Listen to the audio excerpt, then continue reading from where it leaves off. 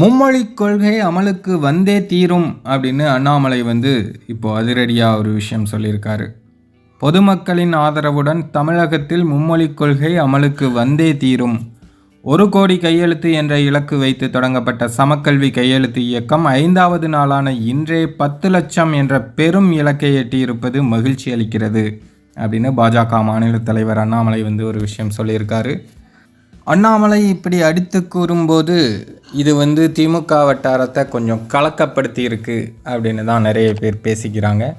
அதுலேயும் குறிப்பாக திமுகவினர் நிறைய பேர் இந்த சிபிஎஸ்சி பள்ளிக்கூடங்கள்லாம் நடத்துகிறாங்க. அந்த பள்ளிக்கூடங்களில் மும்மொழிக் கொள்கை இருக்குது. பணம் கட்டி லட்சமாக இருக்கிறவங்க மும்மொழி படிச்சுக்கலாம், ஆனால் ஏழை எளிய மாணவர்கள் படிக்கக்கூடாதா அப்படிங்கிறது தான் இப்போது பாஜகவினருடைய கேள்வியாக இருக்குது. இதற்கு திமுக தரப்புலேருந்து இன்னும் யாரும் சரியான பதில் சொல்லலை அப்படிங்கிறது தான் இங்கே ஒரு விமர்சனமாக வைக்கப்படுது. சரி, பொறுத்திருந்து பார்ப்போம் வேறு யாராவது ஏதாவது சொல்கிறாங்களா அப்படின்னு.